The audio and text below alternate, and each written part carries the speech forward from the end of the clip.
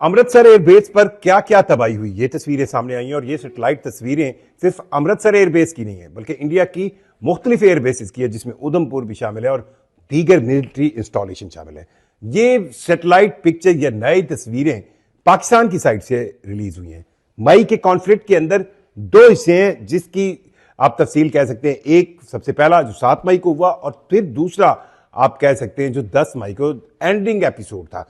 इस हवाले से डिटेल तो थोड़ी सी हम डिस्कस करेंगे, लेकिन पहली बार पाकिस्तानी साइड से ऑफिशियली ये तस्वीरें सैटेलाइट की रिलीज की गई है, जिसमें इंडियन जो मिलिट्री इंस्टॉलेशंस है उनका डैमेज दिखाया गया। अब ये डैमेज को जिस तरह बिफोर आफ्टर ये हम पिक्चर से आपको दिखाएंगे, मैं आपको अंदाजा होगा कि किस किस लिहाज का क्या क्या डैमेज हुआ है। और ऐसी कुछ पिक्चर्स जो है वो इंडियन साइड से भी पहले आई थी। मैं हूं जुल्करनैन शेख, सहाफी पेंसिल पर आपको खुशामदीद कहता हूं। अगर आपको ये वीडियो अच्छी लगे तो जरूर चैनल को सब्सक्राइब कीजिएगा। और इस वीडियो में हम जानने की कोशिश कर रहे हैं कि जो मई का कॉन्फ्लिक्ट था उसके बाद अभी भी कहीं ना कहीं उसकी गूंज सुनाई दे रही है। मई 2025 यानी उसका 5वां महीना, अब इस महीने को गुजरे हुए 7 महीने हो गए और अब हम 2026 में हैं, लेकिन अभी भी पाकिस्तान और इंडिया के इस कॉन्फ्लिक्ट को लेकर कुछ ना कुछ ऐसा आता है जिससे एक बार फिर थरथली सी मच जाती है। इस थरथली, अब ये वर्ड आपको बड़ा अजीब सा लगेगा, ये अब जट के अंदाज में एक वर्ड यूज होता है, यानी कि एक खलबली सी मच जाती है, इसको अब यूं समझ लें।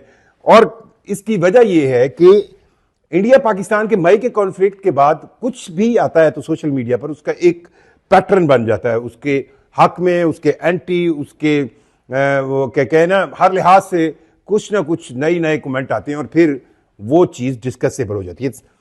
7 मई को जब पाकिस्तान और इंडिया के दरमियान कॉन्फ्लिक्ट शुरू हुआ, उस कॉन्फ्लिक्ट की शुरुआत जो है वो इंडियन साइड से हुई और इंडिया ने पाकिस्तान के अंदर सिविलियन जगहों पर अटैक किया, जिसको उन्होंने अपनी इंडियन एयरफोर्स के थ्रू किया।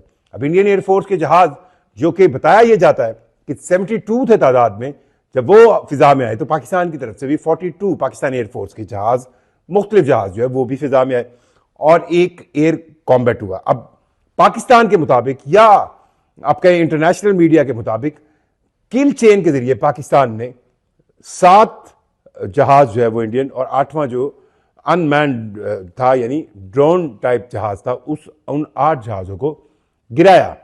अब इसमें 4 राफेल भी शामिल कहते हैं।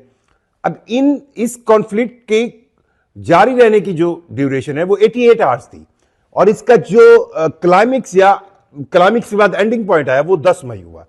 अब ये जो 7 मई की हैपनिंग हुई, उसके बाद अगले 8 मई 9 मई आपको पाकिस्तान वाली साइड से भी खबरें आती रही कि जी लाहौर के अंदर ड्रोन फिर रहे हैं, रावलपिंडी में ड्रोन आ गए हैं, बहुत से और सरहदी इलाकों में इंडियन ड्रोन की बात आई।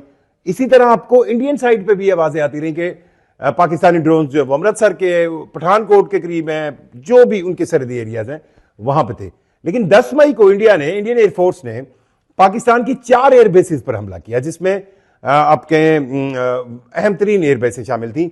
और इन 4 एयरबेसेस पर हमले की कुछ सैटेलाइट तस्वीरें दिखाई गई, जिसमें यह दिखाया गया कि बिफोर और आफ्टर इन पर क्या क्या तबाही हुई। और इसके रिएक्शन में पाकिस्तान ने फतेह 1 और फतेह 2 के साथ, इंक्लूडिंग JF-17 का वो अटैक जो कि S-400 पे किया गया था, एक काउंटर अटैक किया जो 10 मई के बाद था। और इसके बाद जो है अमरीकी इंतजामिया पाकिस्तान और इंडिया के दरमियान पड़ी और ये फैलती हुई जंग रुक गई। शुक्र है रुक गई। जंग किसी के भी हक में नहीं होती और जंग को अगर आप समझें कि इसमें किसी का फायदा बिल्कुल नहीं है। हाँ, आपको अपने दिफा, वो कहते हैं ना, अगर आपने जंग से बचना है तो अपने आप को मजबूत रखना है, क्योंकि कमजोर इंसान ही जंग को दावा देता है। एनीहाउ, अब इस पूरे सेंस में बहुत सी तस्वीर आपको पाकिस्तानी एयरबेसेस की मैसर थी, जिसके अंदर ये दिखाया जा रहा था कि यार ये जी शोरकोट की एयरबेस है, ये जी नूर खान एयरबेस है, ये फलां एयरबेस है, ये फलां एयरबेस है, जिसको हमने नुकसान पहुंचाया। लेकिन इन एयरबेसेस के नुकसान के जवाब में जो पाकिस्तान ने हमला किया था, वो पाकिस्तान के मुताबिक 26 मिलिट्री इंस्टॉलेशंस थी इंडिया के अंदर, जिन पर पाकिस्तान ने फतेह 1 फतेह 2 मिसाइल के साथ हमला किया था। और फिर उसके अलावा इंडिया की S-400 समेत एंटी जो एयर डिफेंस सिस्टम थे उनको अटैक किया गया था। अब ये जो तस्वीर पाकिस्तान की तरफ से आई है, इसमें जो मेजर सबसे बड़ी जो तस्वीर है वो अमृतसर की है। अमृतसर एयरबेस जो है वो इंडिया की फॉरवर्ड एयरबेस है और इसकी सिग्निफिकेंस आप इस तरह करेंगे, तकरीबन 26 किलोमीटर दूर है पाकिस्तान के बॉर्डर से और यहां से आपको जहां पर मौजूद रडार हो, यहां से उड़ने वाले जहाज हो, वो बहुत रैपिडली पाकिस्तान के करीब आ जाते हैं और उनको रिएक्ट करने के लिए, उनका जवाब देने के लिए, उनके रिएक्शन के लिए पाकिस्तान के पास टाइम भी बहुत लिमिटेड होता है। लेकिन ये एक ऐसी बेस है जिसको इंडिया फॉरवर्ड अटैक्स के लिए इस्तेमाल करता है पाकिस्तान की तरफ। अब अमृतसर एयरबेस की ये सैटेलाइट पिक्चर्स हैं बिफोर और आफ्टर, जिसमें मुख्तलिफ हैंगर्स को दिखाया गया जो पहले नॉर्मल थे और बाद में हिट हुए, और फिर क्योंकि कैमोफ्लाज किया होता है और कैमोफ्लाज के बाद जब वो तबाह हुए तो आपको वहां पे जलने के साइन भी नजर आ रहे हैं। और इसमें अब ये कहा जा रहा है कि ये डिटेल नहीं पता कि इनके अंदर कौन कौन से एयर डिफेंस सिस्टम थे, लेकिन लगता ये है कि ये हैंगर्स उन एयर डिफेंस सिस्टम के लिए बनाए जाते हैं जिनमें स्पेशली आपके मॉनिटरिंग रेडार्स होते हैं और आपका वो एयर डिफेंस का सेंसिटिव इक्विपमेंट होता है जिसको कवरेज, मतलब जिसको आप कवर्ड करके रखते हैं बचाने के लिए। सो ये तस्वीरें अमृतसर एयरबेस की जो है वो बता रही हैं कि इसमें ये डैमेज हुआ है। तो अब ये पहली बार तस्वीरें पाकिस्तानी साइड से रिलीज हुई हैं, तो इसलिए इनको अब इसका काउंटर जवाब भी आएगा।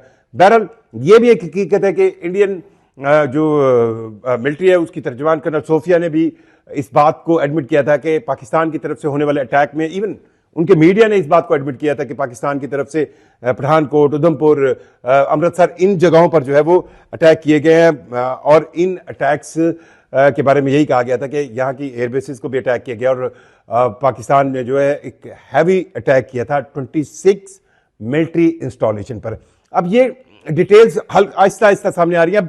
अच्छा, ये जो आप और मैं डिटेल्स देखते हैं, जो सोशल मीडिया की सेंस में देखते हैं या मीडिया की सेंस में देखते हैं, ये तो कहीं ना कहीं अगर इंडियन साइड से आती है तो वो इंडिया की जाहिर बात है मिलिट्री सोर्सेज जो है वो उसको रिलीज करते हैं। पाकिस्तान से आती है पाकिस्तानी सोर्सेज, समटाइम्स ऑफिशियल जो है वो पब्लिक रिलेशन डिपार्टमेंट जो है वो रिलीज करते हैं और वो उसमें आप वही चीज ही रिलीज करते हैं जिसमें नजर आता है कि यार मुखालिफ जो है वो किस उसका डैमेज क्या हुआ है, क्या नजर आया। लेकिन इसमें थर्ड पार्टी ऑब्जर्वर सबसे इंपॉर्टेंट होते हैं और वो थर्ड पार्टी ऑब्जर्वर जो है वो आप ऐसे समझे वो सुपर पावर्स है, उसमें चाहे अमेरिका हो, चाहे चाइना हो या आप वेस्टर्न कह लें, जिनके पास ऐसी टेक्नोलॉजी है, ऐसे सैटेलाइट है, ऐसी स्पेस में बैठी हुई आंखें हैं कि वो हर चीज को बॉल टू बॉल कमेंट्री की तरह मॉनिटर कर रहे होते हैं और उन्हें ये अंदाजा होता है कि कौन क्या कर रहा है और किसके पास क्या सोफिस्टिकेशन है।